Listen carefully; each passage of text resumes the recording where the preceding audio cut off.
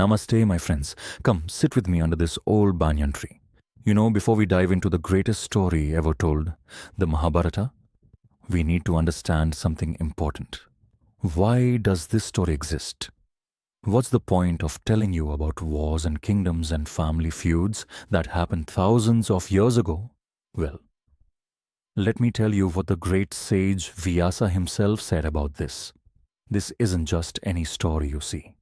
This is the story that contains everything. Every emotion, every moral dilemma, every question about right and wrong that a human being can face. If it exists in this world, it's somewhere in the Mahabharata.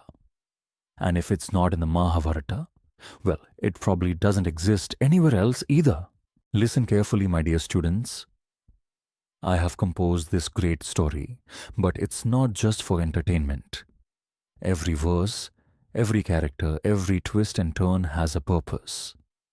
This Mahabharata is like a vast ocean of knowledge. Some people will come to it looking for stories of brave warriors and epic battles, and they'll find them.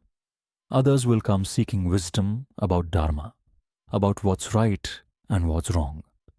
And they too will find what they seek. Some will look for spiritual knowledge, others for practical lessons about life. The beauty is, everyone will find exactly what they need. But remember this, just as you cannot cross an ocean without a boat, you cannot truly understand this story without an open mind and a sincere heart. Now you might wonder, why should we care about some ancient royal family and their problems? But that's where you'd be wrong, my friends. See, the Pandavas and Kauravas, they're not just characters in a story. They represent all of us. Every choice they make, every mistake, every moment of courage or cowardice, these are the same challenges we face in our daily lives.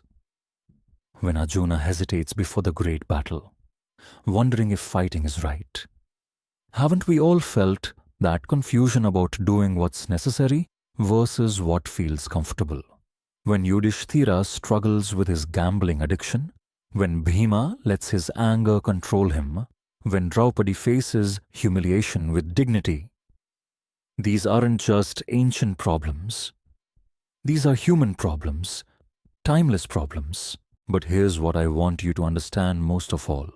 This story will challenge you. It won't give you easy answers or simple heroes and villains. You'll find yourself sometimes supporting the Kauravas, sometimes questioning the Pandavas. You'll see good people make terrible choices and bad people show unexpected nobility. That's the point. Life isn't black and white, is it? The real world is complicated, messy, full of gray areas. And this story reflects that reality. So when you listen to these tales, don't just ask yourself who's the hero and who's the villain. Ask yourself, what would I do in this situation? How would I handle this moral dilemma? That's when the real learning begins. So my dear friends, as we begin this incredible journey together, remember this. You're not just hearing a story. You're looking into a mirror that reflects the entire human experience. Every triumph, every tragedy, every moment of wisdom, and every instance of foolishness that you'll encounter in these tales exists within you too. The Mahabharata doesn't just tell us what happened long ago. It tells us what's happening right now, in our hearts, in our families, in our society. Are you ready to dive deep into this ocean of stories? Are you prepared to question everything you think you know about right and wrong?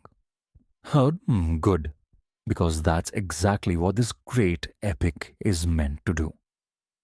Let's begin this magnificent journey together.